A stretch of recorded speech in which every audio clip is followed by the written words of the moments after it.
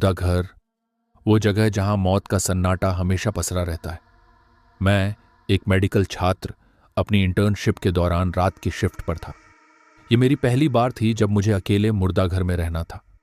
हालांकि विज्ञान का छात्र होने के नाते मैं भूत प्रेत जैसी बातों पर विश्वास नहीं करता था, लेकिन उस रात जो हुआ उसने मेरी सोच हमेशा के लिए बदल दी। रात के 11 बज चुके थे। अस्पताल का बाकी हिस्सा हलचल से भरा था, लेकिन मुर्दा घर के अंदर घना सन्नाटा था। एक हल्की सी ट्यूबलाइट टिमटिमा रही थी और वहां रखी लोहे की बॉडी ट्रॉलियां ठंडी हवा में धीरे धीरे खिसक रही थीं। मेरे हाथ में एक फाइल थी जिसमें हाल ही में आए शवों की जानकारी थी। मैं जैसे ही अंदर गया, मुझे महसूस हुआ कि ठंडी हवा मेरे गालों को चीरती हुई गुजर रही है। यह सामान्य था, क्योंकि मुर्दा घर का तापमान हमेशा कम रखा जाता है। लेकिन तभी एक ट्रॉली अपने आप हिल गई। मैंने सोचा कि शायद मेरा भ्रम होगा, लेकिन अंदर से एक ठंडी लहर दौड़ गई। वहां कुल 5 शव रखे थे, 3 पोस्टमार्टम के लिए और 2 अनक्लेम्ड। मैंने अपनी घड़ी देखी, रात के 12 बजने वाले थे। तभी मुझे लगा कि कोई मुझे देख रहा है। मैंने चारों तरफ देखा, लेकिन वहां मेरे अलावा कोई नहीं था। मैंने अपने कानों में हेडफोन लगाए और कुछ म्यूजिक चलाया ताकि डरावना माहौल मुझ पर हावी ना हो। जैसे ही मैंने लैपटॉप पर फाइल अपडेट करना शुरू किया, एक सरसराहट की आवाज आई, जैसे कोई मेरे ठीक पीछे से गुजरा हो। फाइल पलटते हुए मेरी नजर एक पुराने केस पर पड़ी। ये 5 साल पहले मर चुके एक व्यक्ति का था, जिसका शव कभी भी सड़ता नहीं था। इस बात को विज्ञान से भी समझाया नहीं जा सकता था। क्या यह सिर्फ अफवाह थी? मैंने खुद से पूछा। मैंने जैसे ही एक ट्रॉली के पास कदम बढ़ाया, वह अचानक जोर से खड़खड़ाने लगी। ऐसा लगा मानो कोई अंदर से बाहर निकलने की कोशिश कर रहा हो। मेरा दिल तेजी से धड़कने लगा और मेरे कदम पीछे हटने लगे। तुम यहां क्या कर रहे हो? ये एक धीमी और कांपती हुई आवाज थी। मैं झटके से पीछे मुड़ा, लेकिन वहां कोई नहीं था। मेरे शरीर में झुरझुरी दौड़ गई। मैंने खुद को संभाला और हिम्मत करके आगे बढ़ा, लेकिन तभी मुर्दा घर का दरवाजा जोर से बंद हो गया। मेरे हाथ से फाइल गिर गई और मैं बुरी तरह डर गया। क्या कोई मजाक कर रहा था या सच में यहां कुछ था? मैंने धीरे धीरे अपनी गर्दन घुमाई और दूर कोने में देखा। वहां रखे एक शव के पीछे कोई परछाई थी, लेकिन वहां कोई खड़ा नहीं था। डर के बावजूद मैंने अपने फोन का रिकॉर्डर ऑन किया। अगर कुछ है तो यह आवाज में आएगा, मैंने खुद से कहा। लेकिन जब मैंने रिकॉर्डिंग चेक की तो उसमें एक अजीब फुसफुसाहट थी। भाग जा, वरना तुम भी रह जाओगे। मेरी नजर फिर से ट्रॉली पर गई। इस बार मैंने साफ साफ देखा कि उसमें रखा शव धीरे धीरे हिल रहा था। मेरी सांसें तेज हो गईं। मैंने हिम्मत करके आगे बढ़ने की कोशिश की, लेकिन तभी पोस्टमार्टम रूम का दरवाजा अपने आप खुल गया। अंदर अंधेरा था, लेकिन मुझे लगा जैसे कोई वहां खड़ा मुझे घूर रहा हो। कमरे में अचानक तापमान और गिरने लगा। मेरी सांसें सफेद धुएं जैसी दिखने लगीं। यह सामान्य नहीं था। मैंने डरते डरते अपने फोन को देखा, लेकिन जैसे ही स्क्रीन ऑन की, उसमें एक डरावना चेहरा दिखा। वह चेहरा किसी मृत इंसान का था, जिसकी आंखें सफेद थीं और मुंह से खून टपक रहा था। और फिर उस सन्नाटे में एक खौफनाक हंसी गूंज उठी। मेरी रीढ़ की हड्डी में ठंडक उतर गई। मैं तेजी से इधर उधर देखने लगा, लेकिन वहां कोई नहीं था। हंसी रुक गई, पर अब एक अजीब सी सरसराहट मेरे कानों में गूंजने लगी, जैसे कोई मेरे बहुत करीब खड़ा हो और धीरे धीरे सांस ले रहा हो। डरते डरते मैंने नीचे देखा, और जो दिखा उसने मेरे होश उड़ा दिए। मेरे पैरों के पास एक परछाई थी, लेकिन वह मेरी नहीं थी। वह किसी झुके हुए इंसान की परछाई थी जो मेरी ओर देख रहा था। मैं तुरंत पीछे हटा, लेकिन परछाई वहीं की वहीं रही। मेरी धड़कनें तेज हो गईं। मैं किसी भी तरह इस जगह से बाहर निकलना चाहता था, लेकिन दरवाजा अंदर से बंद हो चुका था। तभी बाहर से कोई जोर जोर से दरवाजे पर दस्तक देने लगा। धड़ धड़ धड़ लगा, जैसे कोई बुरी तरह अंदर घुसने की कोशिश कर रहा हो। मैंने अपने चारों तरफ नजर दौड़ाई और तब मैंने देखा एक ट्रॉली पर रखा शव धीरे धीरे बैठ रहा था। मेरी आंखें फटी की फटी रह गईं। वह शरीर हिला, फिर उसकी गर्दन धीरे धीरे मेरी ओर मुड़ी। उसकी आंखें बंद थीं, लेकिन उसका चेहरा मेरी तरफ था। मेरा पूरा शरीर पसीने से भीग चुका था, लेकिन मुर्दा घर का तापमान पहले से भी ज्यादा ठंडा हो चुका था। तभी मुझे अपने पीछे भारी कदमों की आहट सुनाई दी, धीरे धीरे बढ़ते हुए, जैसे कोई सीधा मेरी तरफ आ रहा हो। मैंने हिम्मत करके पलट कर देखा, लेकिन वहां कोई नहीं था। पर उसी समय एक बड़ा ऑक्सीजन सिलेंडर अचानक जोर से गिर पड़ा, जैसे किसी ने उसे धक्का दिया हो। आवाज इतनी तेज थी कि मेरी धड़कन रुक सी गई। मैं धीरे धीरे पीछे हटने लगा, लेकिन तभी मुझे एक कोने में कोई बैठा हुआ दिखा।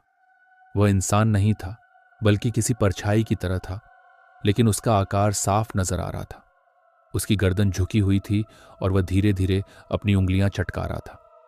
मुझे याद आया कि मैंने अपने फोन में रिकॉर्डिंग ऑन की थी। मैंने डरते हुए उसे सुना और उसमें सिर्फ मेरी खुद की आवाज थी। लेकिन जैसे जैसे रिकॉर्डिंग आगे बढ़ी, उसमें किसी और की आवाज आने लगी। तुम्हें यहां नहीं होना चाहिए, चले जाओ, वरना। फिर अचानक ही एक भयानक चीख रिकॉर्डिंग में गूंज उठी। डर के मारे मेरा गला सूखने लगा। तभी एक ट्रॉली पर रखा सफेद कपड़ा हिलने लगा। मैंने ध्यान से देखा तो उसके नीचे से एक कंकाल जैसी खोपड़ी झांक रही थी। कोने में बैठा अंधेरा शख्स अब धीरे धीरे खड़ा हो रहा था। उसकी आकृति लंबी होती जा रही थी और ऐसा लग रहा था जैसे वह मेरे पास आने वाला हो। अब मुर्दा घर के बाहर से भी लोगों की डरावनी चीखें सुनाई देने लगीं, जैसे बाहर कोई और भी फंस गया हो। मैं तय नहीं कर पा रहा था कि दरवाजा खोलूं या वहीं खड़ा रहूं। मेरी नजर फिर से उस शव पर गई जो थोड़ी देर पहले हिला था। अब उसकी आंखें खुली हुई थीं, लेकिन वे बिल्कुल सफेद थीं, जैसे उनमें कोई जान ना हो। अचानक उसकी उंगलियां हिलने लगीं। मैंने अभी ठीक से सोच भी नहीं पाया था कि मुझे अपने कंधे पर किसी का हाथ महसूस हुआ, एक बर्फ की तरह ठंडा हाथ। मैं झटके से पलटा, लेकिन वहां कोई नहीं था। अब दीवार पर कुछ लिखा दिख रहा था, तुम अगले हो। यह खून से लिखा हुआ था। मैंने अपने हाथों को देखा, मेरी उंगलियों पर वही ताजा खून लगा था। अचानक मुर्दा घर के अंदर का एक छोटा स्टोरेज रूम अपने आप खुल गया। उसके अंदर घना अंधेरा था और मुझे वहां से किसी की तेज सांसों की आवाज आ रही थी। अभी तक कम से कम ट्यूबलाइट की रोशनी थी, लेकिन अब अचानक पूरी बिजली गुल हो गई। पूरा मुर्दा घर अंधेरे में डूब गया। बस मेरी तेज धड़कनों की आवाज ही सुनाई दे रही थी। अंधेरे में खड़े खड़े मुझे किसी ने मेरे नाम से पुकारा, तुम यहां क्यों आए हो? आवाज बहुत डरावनी थी, जैसे कोई बहुत पुरानी आत्मा मुझसे बात कर रही हो। अब मेरी हालत बुरी हो चुकी थी। मैं एक सेकंड और वहां नहीं रुक सकता था, लेकिन जैसे ही मैंने भागने की कोशिश की, किसी ने मेरा हाथ पकड़ लिया। एक बेहद ठंडा और सड़ा गला हाथ। मेरी नजर घड़ी पर गई।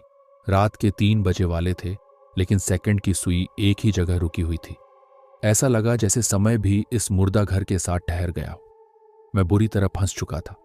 भागना भी मुश्किल था और वहीं खड़ा रहना भी मौत को बुलाने जैसा था। अब मेरे पास सिर्फ 2 रास्ते थे, या तो दरवाजा खोलूं और देखूं कि बाहर क्या है, या फिर स्टोरेज रूम में जाकर उस आवाज का सामना करूं। मैंने गहरी सांस ली और धीरे धीरे स्टोरेज रूम की ओर बढ़ा। दरवाजा आधा खुला था और अंदर अंधकार था। जैसे ही मैंने उसमें झांकने की कोशिश की, मुझे ठंडी हवा का एक झोंका महसूस हुआ, जैसे कोई अंदर बैठा मेरी प्रतीक्षा कर रहा हो। स्टोरेज रूम के कोने में कुछ पड़ा था, सफेद प्लास्टिक की शीट में लिपटा हुआ। मेरे अंदर का डर और बढ़ गया। मैंने कोशिश की कि उसकी ओर न देखूं, लेकिन मेरी नजरें बार बार उस पर चली जाती थी। आ जाओ, अंदर आओ। ये एक धीमी फुसफुसाहट थी जो स्टोरेज रूम से आ रही थी। मेरी सांसें तेज हो गईं। मेरी टॉर्च अब भी जल रही थी, लेकिन उसकी रोशनी बहुत कमजोर पड़ने लगी थी, जैसे कोई उसे बुझाने की कोशिश कर रहा हो। मैंने जैसे ही एक कदम पीछे लिया, वह सफेद शीट अचानक हिलने लगी। उसके अंदर से हल्की हल्की आवाजें आने लगीं, जैसे कोई अंदर से सांस ले रहा हो। मेरे पैर जम चुके थे। तुम यहां क्यों आए हो? एक धीमी ठंडी आवाज आई। यह आवाज मेरे कानों में नहीं, बल्कि मेरे दिमाग में गूंज रही थी। ऐसा लग रहा था जैसे कोई मुझसे सीधा मानसिक रूप से बात कर रहा हो। शीट में कुछ हिला और उसमें से एक चेहरा झांकने लगा। वह चेहरा किसी इंसान का था, लेकिन उसकी आंखें बिल्कुल काली थीं, गहराई में खोई हुई, जैसे वहां कोई आत्मा कैद हो। डर के मारे मैं तुरंत पलटा और बाहर की ओर दौड़ा, लेकिन जैसे ही मैंने दरवाजा खोलने की कोशिश की, वह अपने आप ही जोर से बंद हो गया। अब मैं स्टोरेज रूम और मुर्दा घर दोनों के बीच फंस चुका था। दीवारों पर अचानक खून के धब्बे उभरने लगे और उनमें कुछ लिखा जाने लगा, तुम बच नहीं सकते। मेरे दिमाग में हलचल मच गई। क्या यह मेरी मौत की चेतावनी थी? मुर्दा घर के कोनों में अब कई साए खड़े हो गए थे। उनकी आकृतियां अस्पष्ट थीं, लेकिन मुझे यह एहसास हो रहा था कि वे सब मुझे घेर रहे हैं। मैं धीरे धीरे पीछे हटने लगा, लेकिन तभी मुझे महसूस हुआ कि कोई मेरे ठीक पीछे खड़ा था। उसकी सांसों की हल्की सरसराहट मेरी गर्दन पर महसूस हो रही थी। अचानक किसी ने मेरा हाथ पकड़ लिया। ये पकड़ बर्फ जैसी ठंडी थी और मेरी उंगलियां सुन्न पड़ने लगीं। मैंने अपनी पूरी ताकत लगाकर हाथ छुड़ाने की कोशिश की, लेकिन वह पकड़ और मजबूत होती चली गई। स्टोरेज रूम के अंदर से अब एक तेज चीख गूंज उठी। ऐसा लगा जैसे कोई अंदर बहुत दर्द में हो। शीट के नीचे कुछ तेजी से हिलने लगा, जैसे कोई बाहर निकलने की कोशिश कर रहा हो। मुर्दा घर के दरवाजे पर एक बार फिर जोरदार दस्तक हुई, लेकिन इस बार यह दस्तक नहीं थी। कोई अपने नाखूनों से दरवाजा खरोंच रहा था। मैंने अपनी कलाई पर बंधी घड़ी देखी। समय वहीं अटका हुआ था, जैसे पूरा माहौल एक समय चक्र में कैद हो गया हो। मेरे शरीर में झुरझुरी दौड़ गई जब किसी ने धीरे से मेरे कान में कहा, अब तुम भी हमारे साथ रहोगे। अचानक बिजली वापस आ गई और ट्यूबलाइटें टिमटिमाने लगी। रोशनी होते ही मैंने चारों ओर देखा। वहां कोई नहीं था, न कोई परछाई, न कोई आवाज। मैंने हिम्मत करके दरवाजे की ओर देखा और यह अब धीरे धीरे अपने आप खुल चुका था। बाहर हल्की रोशनी थी, लेकिन मुझे यकीन नहीं था कि बाहर जाना सुरक्षित था या नहीं। मेरे बाहर जाने से पहले स्टोरेज रूम से एक लंबी पतली परछाई बाहर निकलने लगी। ये किसी इंसान की नहीं, बल्कि किसी अदृश्य शक्ति की लग रही थी, जो अब धीरे धीरे मेरी ओर बढ़ रही थी। मैंने अपना दिल थाम लिया। अब सिर्फ दो ही रास्ते थे, या तो मैं भागकर बाहर जाऊं या फिर यहीं खड़ा रहकर इस डरावनी शक्ति का सामना करूं। लेकिन अगर मैं भागा तो क्या यह मेरे पीछे आएगा? मैंने पूरी ताकत से दरवाजे की ओर दौड़ लगाई। बाहर हल्की रोशनी थी, लेकिन मेरे अंदर एक अजीब सा डर बैठा हुआ था। मुझे लगा जैसे अगर मैं बाहर निकलने में देर करता तो कोई भयानक चीज मुझे पकड़ लेती। जैसे ही मैंने दरवाजे के करीब कदम रखा, मेरे पीछे एक ठंडी लहर दौड़ी। मैंने मुड़कर देखा। स्टोरेज रूम से काले धुएं जैसी कोई चीज बाहर आ रही थी। ये किसी धुएं की तरह नहीं, बल्कि किसी साए की तरह लग रही थी, जो जमीन पर नहीं बल्कि हवा में बह रही थी। उस साए के साथ साथ कमरे में एक और आवाज गूंज उठी, भारी गहरी सांसों की आवाज, जो एक घायल जानवर की तरह लग रही थी। जैसे ही मैं दरवाजे के बाहर निकला, मेरे पैरों के नीचे की जमीन अचानक ठंडी हो गई, मानो बर्फ पर खड़ा हूं। लेकिन यह ठंडक सामान्य नहीं थी। यह किसी और दुनिया की ठंडक थी, ऐसी ठंडक जो हड्डियों तक उतर जाए। अब मैं मुर्दा घर के बाहर उस लंबे गलियारे में खड़ा था। गलियारे के किनारे लाइट्स जल रही थी, लेकिन हर रोशनी के बीच अंधेरा भी था। और उस अंधेरे में कुछ था, कुछ जो हिल रहा था, जो मेरी तरफ देख रहा था। मेरे कानों में फिर से वही फुसफुसाहट गूंजने लगी, तुम बच नहीं सकते, तुम्हारा इंतजार किया जा रहा है। मैंने एक नजर पीछे डाली। मुर्दा घर का दरवाजा अब भी खुला था, लेकिन अंदर कुछ बदला हुआ था। वहां अब उन सफेद चादरों में लिपटी लाशें नहीं थीं, बल्कि कुछ और ही था। वहां सिर्फ खाली बेड थे, जिन पर पहले शव पड़े थे। पर्दे हवा में ऐसे हिल रहे थे जैसे कोई उनके पीछे छिपा हो। मेरी घड़ी अब भी 3:15 पर रुकी हुई थी। मैंने कोशिश की, लेकिन उसकी सुइयां हिल ही नहीं रही थीं। जैसे ही मैंने आगे बढ़ने की कोशिश की, गलियारे के कोने पर एक आकृति दिखाई दी। वह धीरे धीरे मेरी ओर मुड़ रही थी और उसकी हरकतें इंसानों जैसी नहीं थीं। अब वह आकृति मेरी ओर देख रही थी, लेकिन उसमें आंखें नहीं थीं, सिर्फ गहरे काले गड्ढे थे जहां आंखें होनी चाहिए थीं। अचानक वह आकृति चलने लगी, लेकिन उसका चलने का अंदाज अजीब था, ऐसे जैसे किसी ने उसकी हड्डियां तोड़कर गलत जोड़ दी हों। डर के मारे मैं एक कदम पीछे हटने लगा, लेकिन तभी मुझे महसूस हुआ कि मेरे पैर जमीन से चिपकने लगे हैं। नीचे देखा तो वहां गहरा काला पानी था, जो धीरे धीरे मुझे निगलने की कोशिश कर रहा था। मैंने जल्दी से अपना संतुलन बनाए रखने की कोशिश की, लेकिन तभी मुझे अपने ठीक पीछे किसी के खड़े होने का एहसास हुआ। एक ठंडी सांस मेरी गर्दन पर महसूस हुई। उस परछाई ने धीरे से फुसफुसाया, तुम बाहर नहीं जा सकते, तुम्हारा अंत यहीं लिखा गया है। अचानक मुझे गलियारे के दूसरे छोर से कुछ घसीटे जाने की आवाज सुनाई दी, जैसे कोई भारी चीज जमीन पर घसीटी जा रही हो। मैंने जल्दी से आगे भागने की कोशिश की, लेकिन तभी देखा कि गलियारे के दरवाजे पर ताजा रक्त के निशान उभर आए थे। उन पर किसी ने कुछ लिखा था, जो यहां आया वह कभी नहीं लौटा। गलियारे की रोशनी अब झपकने लगी थी। हर बार जब रोशनी बंद होती, मैं देख सकता था कि वह परछाई और करीब आ चुकी थी। मैंने खुद को जोर से झकझोरकर हिम्मत बटोरी और भागने के लिए तैयार हो गया। जैसे ही मैं दरवाजे के करीब पहुंचा, मेरे कानों में एक और डरावनी आवाज गूंजने लगी। खर्र खर्र, जैसे कोई नुकीले पंजों से जमीन को खरोंच रहा हो। मैंने दरवाजे का हैंडल पकड़ा और उसे घुमाने की कोशिश की, लेकिन ये क्या, ये दरवाजा अब लकड़ी का नहीं बल्कि लोहे का हो चुका था, जैसे किसी पुराने तहखाने का भारी दरवाजा। मेरे पीछे से वही भारी आवाज आई, तुम्हारा अंत यहीं लिखा है। मैं कांप उठा।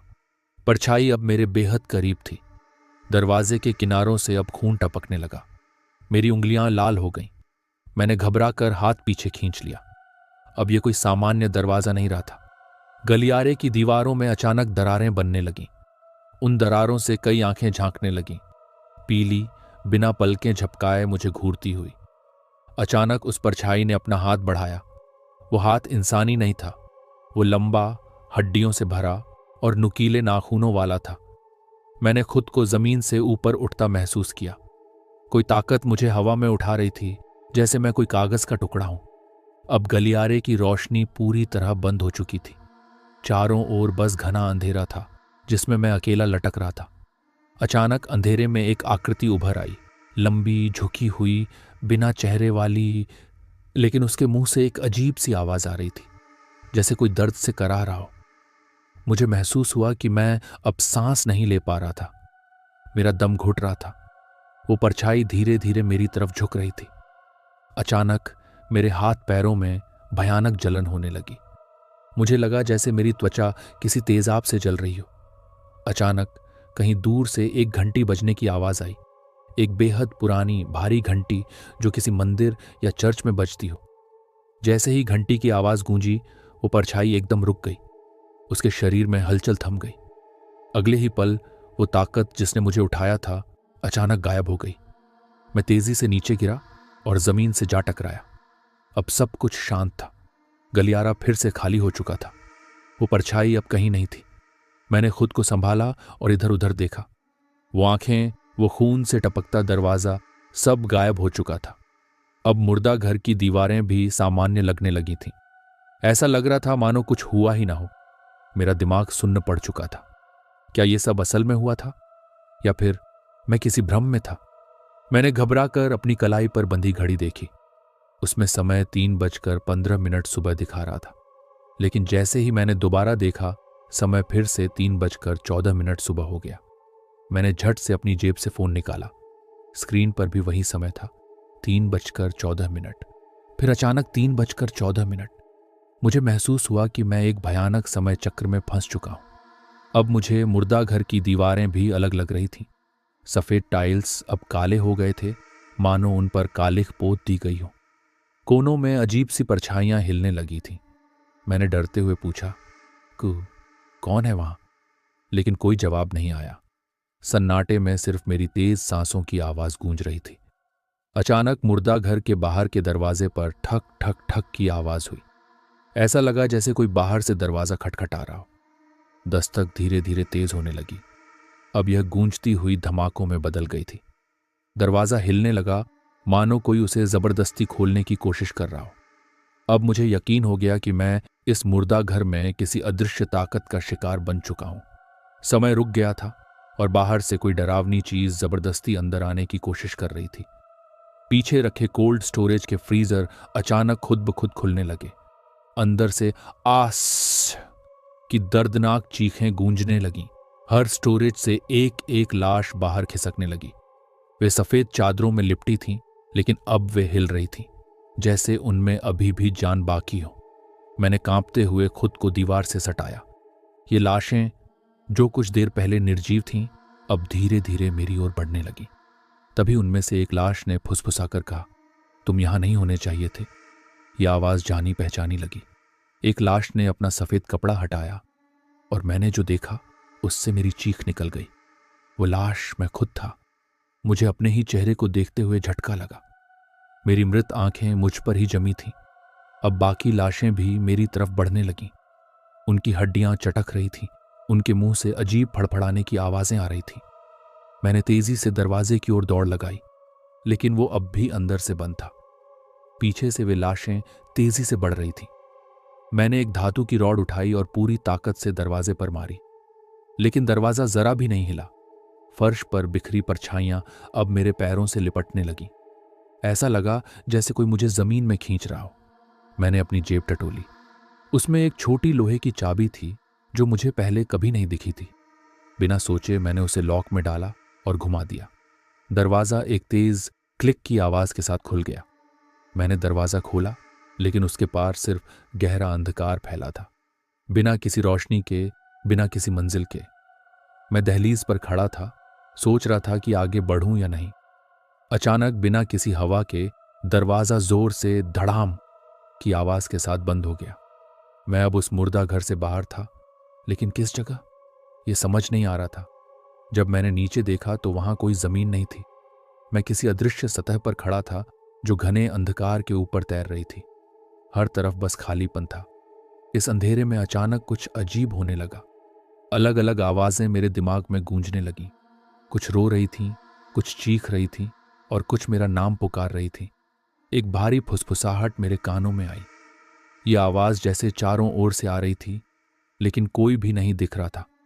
अचानक मुझे ऐसा लगा जैसे सैकड़ों ठंडे हाथ मेरे शरीर को छू रहे हों। वो मुझे खींचने की कोशिश कर रहे थे। मैंने जोर से चिल्लाया, लेकिन मेरी आवाज किसी गहरी गुफा में गूंजने लगी, मानो कोई मुझे सुन ही नहीं सकता था। उसी वक्त दूर कहीं एक हल्की नीली रोशनी दिखाई दी। वो अकेली चीज थी जो इस अंधकार में अलग दिख रही थी। मैंने ध्यान से देखा तो वो रोशनी किसी आकृति के चारों ओर लिपटी हुई थी। वो आकृति कहीं देखी हुई लग रही थी। जैसे ही मैं करीब गया, मेरा दिमाग सुन्न हो गया। वो आकृति मैं खुद था, लेकिन ये मेरा एक और रूप था जो मेरे जैसा दिखता था, मगर उसकी आंखें पूरी तरह सफेद थीं। मेरे इस दूसरे रूप ने धीमी मगर डरावनी आवाज में कहा, तुम्हें यहां नहीं होना चाहिए था, अब बहुत देर हो चुकी है।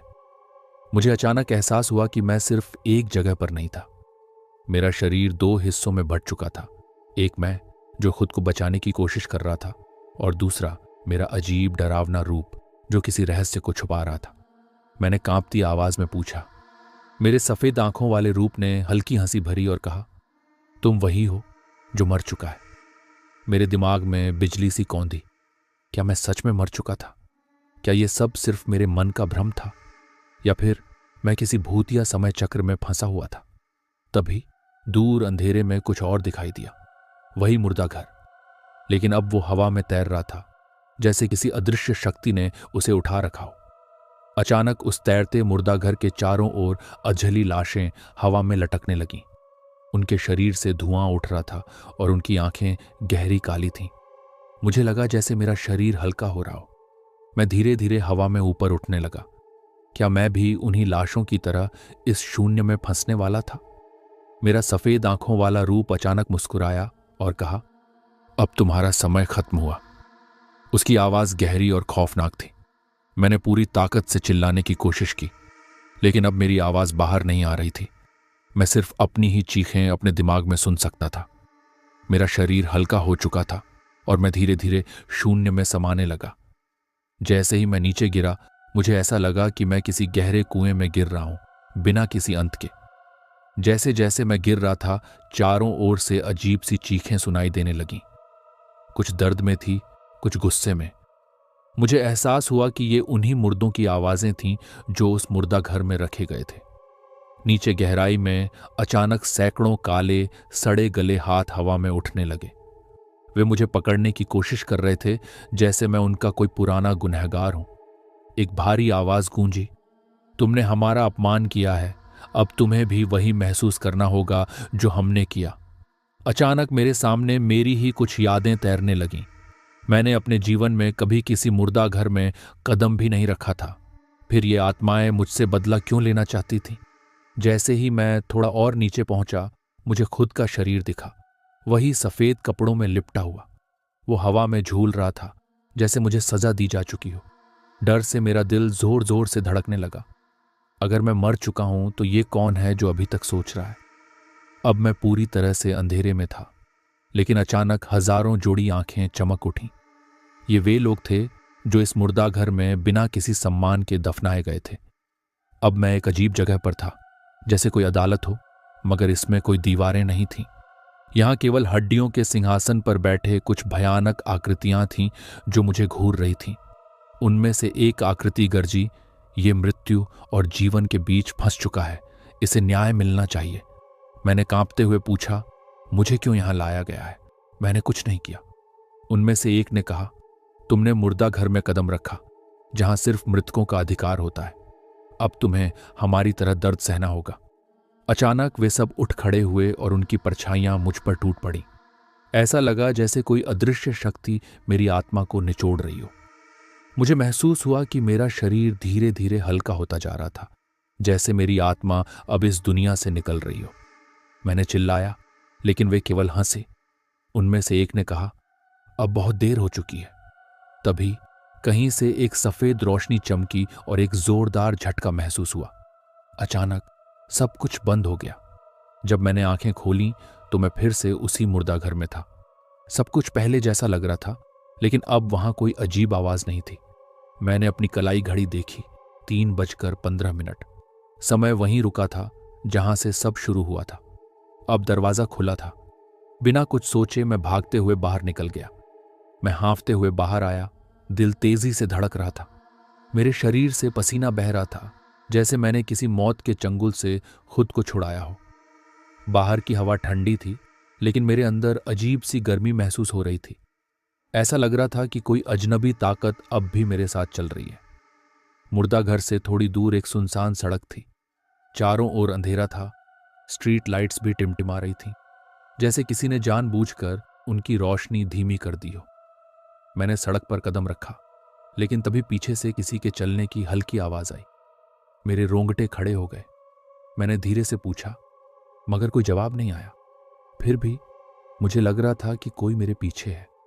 जैसे ही मैंने सड़क के किनारे लगी एक टूटी फूटी खिड़की में झांका, मेरा खून जम गया।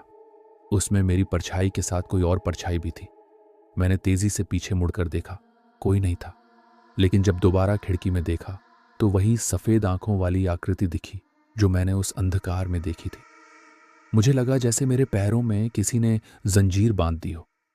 मैं आगे बढ़ने की कोशिश कर रहा था, मगर मेरा शरीर धीमा हो रहा था। मैं जिस सड़क पर चल रहा था वो अचानक अजीब लगने लगी। वहां पर जो इमारतें थीं वो गायब हो गईं और उनकी जगह जले हुए मकानों के खंडहर खड़े हो गए। अब मैं किसी अनजान जगह पर था। इस गली के बारे में मैंने कभी नहीं सुना था, न ही इसे पहले देखा था। चारों ओर मकानों की दीवारों पर काले हाथों के निशान थे, कुछ छोटे, कुछ बड़े। ऐसा लग रहा था जैसे यहां रहने वाले लोग किसी को बुला रहे हों। मुझे यकीन नहीं हो रहा था। मैं जितना भी दौड़ूं, आखिर में वही मुर्दा घर मेरे सामने आ जाता था। मेरा सिर चकरा गया। क्या मैं एक दायरे में घूम रहा हूं? क्या मैं कभी इस मुर्दा घर से बाहर नहीं निकल सकता? तभी हवा में किसी औरत की धीमी आवाज सुनाई दी, अब तुम भी हमारे साथ रहोगे। सड़क के एक कोने में सफेद साड़ी पहने एक औरत खड़ी थी। उसका चेहरा नहीं दिख रहा था, लेकिन उसके पैर हवा में थे। वो जमीन से ऊपर तैर रही थी। मैंने पीछे हटने की कोशिश की, लेकिन मेरे पैर जैसे जमीन में धंस गए। वो औरत धीरे धीरे पास आ रही थी। जैसे ही वो मेरे करीब आई, उसने अपनी आंखें खोली। उनकी जगह गहरे काले गड्ढे थे जिनमें लाल धुएं की लहरें उठ रही थीं। उसकी आवाज गहरी और डरावनी हो गई। हवा ठंडी होने लगी और अचानक मुझे लगा जैसे मैं किसी अंधे कुएं में गिरने वाला हूं। अब मैं अकेला नहीं था।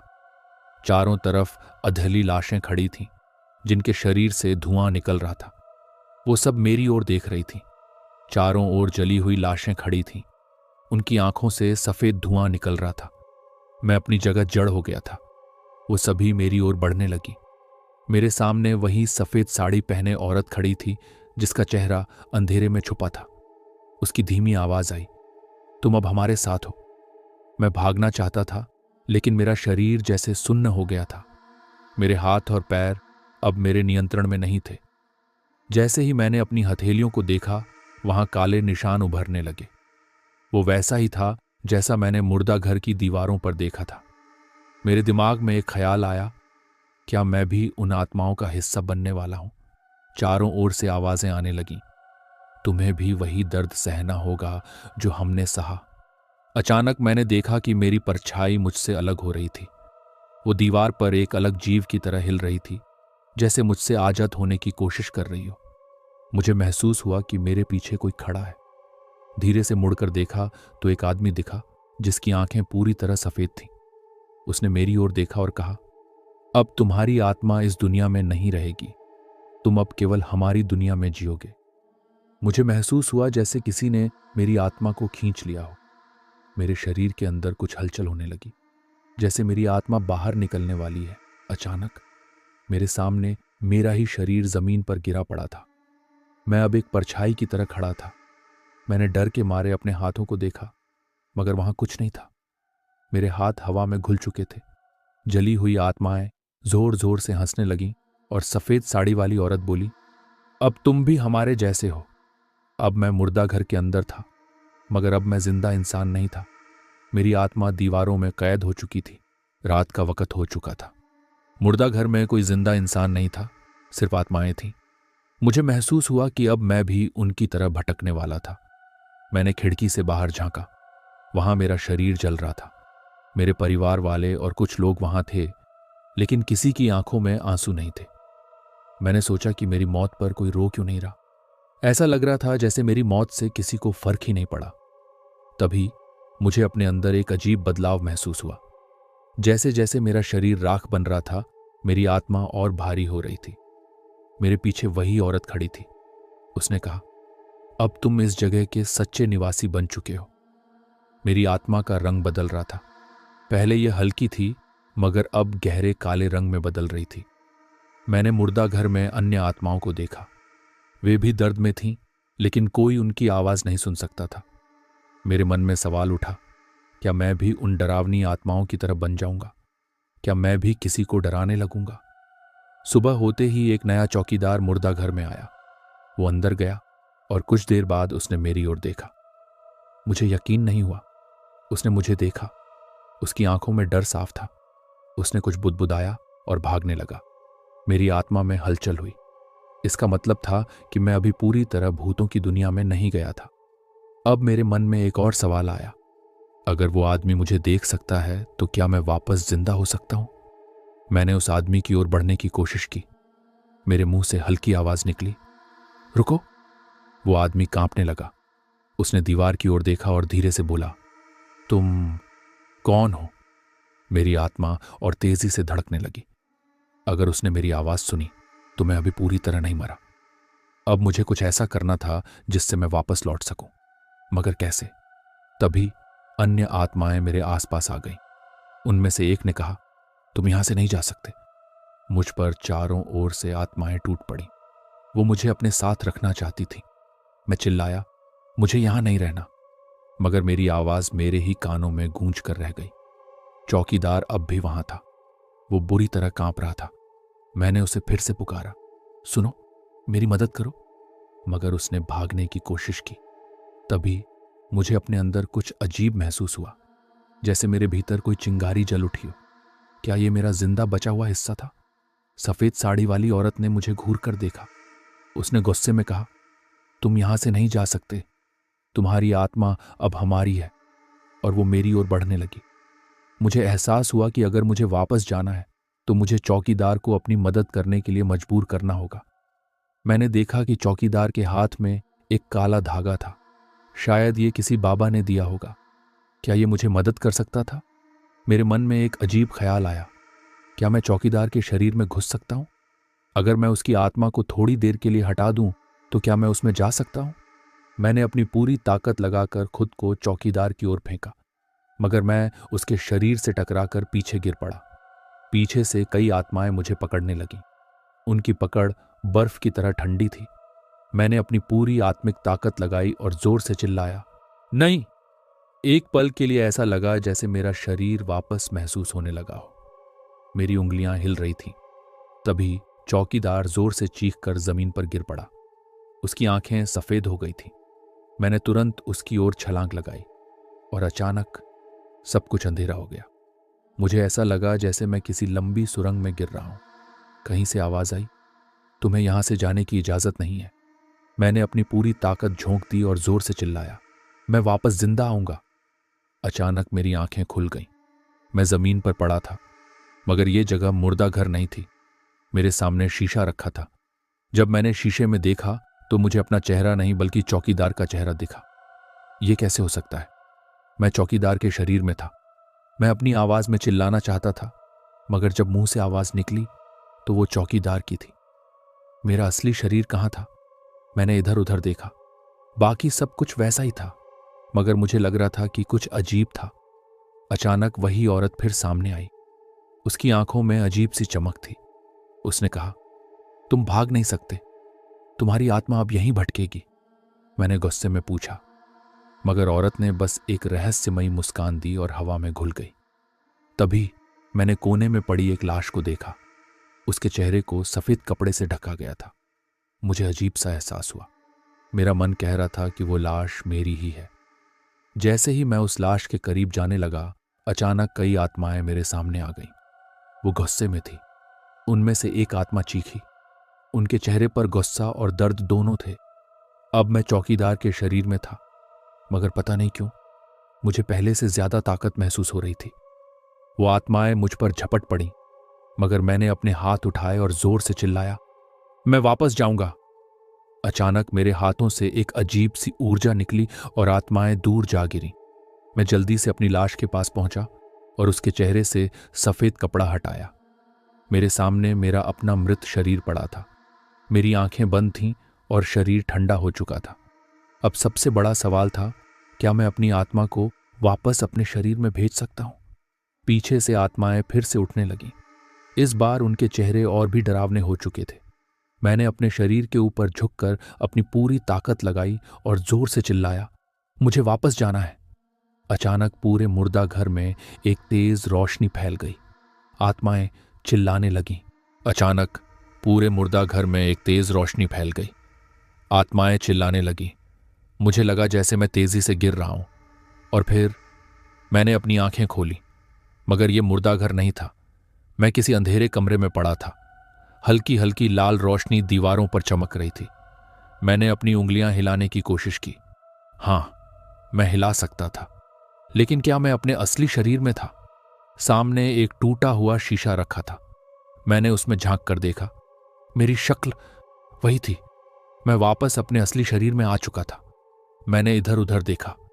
यह मुर्दा घर जैसा नहीं लग रहा था। यह किसी तहखाने जैसा था, जहां चारों ओर दीवारों पर अजीब सी नक्काशियां बनी थीं। मुझे धीमी धीमी आवाजें सुनाई देने लगीं, जैसे कई लोग मेरे चारों ओर खड़े होकर फुसफुसा रहे हों। अचानक सामने सफेद साड़ी वाली औरत प्रकट हुई, मगर इस बार वो पहले से भी ज्यादा डरावनी लग रही थी। उसकी आंखें सुर्ख हो चुकी थीं। उसने ठंडी आवाज में कहा, तुम्हें लगा कि तुम वापस आ चुके हो?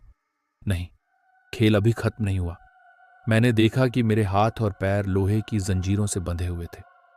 मैं उन्हें हिलाने की कोशिश करने लगा। तभी पीछे से एक और आवाज आई। यह कोई बूढ़ा आदमी था। उसकी आंखों में अजीब चमक थी। उसने कहा, अब तुम कहीं नहीं जा सकते। तुम्हारी आत्मा को इस जगह हमेशा के लिए बांध दिया गया है। मैंने पूरी ताकत लगाई, मगर जंजीरें बहुत मजबूत थीं। अगर मैं जल्द ही न हिला तो शायद हमेशा के लिए यहां फंस जाऊंगा। बूढ़ा आदमी धीरे धीरे कोई मंत्र पढ़ने लगा।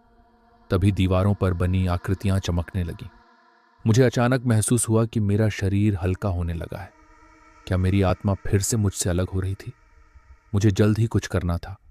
मैंने अपने शरीर को जोर से हिलाने की कोशिश की। अचानक मेरी एक हथकड़ी में दरार आ गई। शायद मेरा शरीर अब पहले से ज्यादा ताकतवर हो चुका था। वो औरत अब गुस्से में मेरी ओर बढ़ने लगी। उसकी उंगलियां नुकीली हो चुकी थीं और वो मुझे जकड़ने वाली थी। मैंने गहरी सांस ली और जोर से चिल्लाया, मैं तुम्हारा गुलाम नहीं बनूंगा, और अपनी दूसरी हथकड़ी को भी तोड़ डाला। तहखाने की दीवारें हिलने लगीं। बूढ़ा आदमी चिल्लाया, नहीं, यह संभव नहीं है।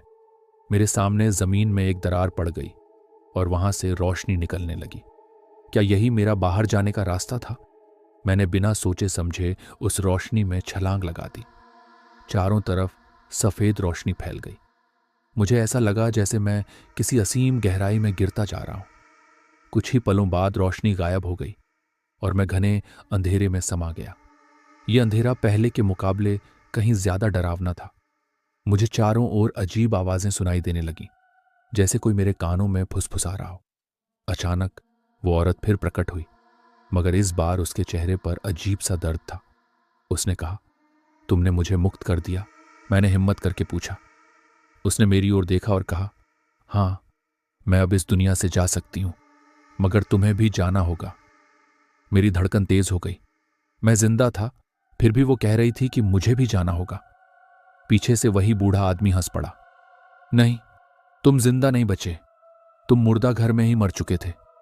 मेरे पैरों तले जमीन खिसक गई। नहीं, मैंने अपनी आत्मा वापस शरीर में डाल ली थी। सफेद साड़ी वाली औरत ने कहा, हां, मगर तुम्हारा असली शरीर अब भी मुर्दा घर में पड़ा है। तुम अब बस एक भटकी हुई आत्मा हो। मुझे लगा जैसे मेरा दिमाग सुन्न हो गया हो। क्या सच में मैं अब भी मरा हुआ था? औरत ने कहा, अगर तुम अपनी आत्मा को वापस अपने शरीर से जोड़ना चाहते हो तो तुम्हें समय रहते अपने शरीर तक पहुंचना होगा। अचानक जमीन फटने लगी और मैंने खुद को मुर्दा घर के फर्श पर पड़ा पाया। मेरे सामने एक स्ट्रेचर पर कोई लाश पड़ी थी। मैंने देखा, वो लाश मेरी ही थी, ठंडी, निश्चल और मरी हुई। मैंने अपनी आत्मा को अपने शरीर में समाने की कोशिश की, मगर जैसे ही मैं पास पहुंचा, मेरे शरीर की आंखें खुल गईं। वो शरीर हिलने लगा और उसमें से किसी और की आवाज आई, अब ये शरीर मेरा है। मैं पीछे हट गया। कोई दूसरी आत्मा मेरे शरीर पर कब्जा कर चुकी थी। अब मेरे पास बस एक ही रास्ता था, या तो मैं अपनी जगह वापस लूं या हमेशा के लिए भटकता रहूं। मैंने अपनी पूरी ताकत जुटाई और अपने ही शरीर के ऊपर झपट पड़ा। वहां एक जबरदस्त झटका हुआ। सब कुछ फिर से सफेद हो गया। मुझे लगा जैसे मेरी आत्मा मेरे शरीर में समा गई हो। इस बार जब मेरी आंखें खुलीं तो मैं मुर्दा घर के बिस्तर पर लेटा था। मैं सांस ले रहा था, मेरी नब्ज चल रही थी, मैं जिंदा था। अगर आपको यह कहानी पसंद आई हो तो वीडियो को लाइक करें, चैनल को सब्सक्राइब करें और अपने दोस्तों के साथ शेयर करना न भूलें।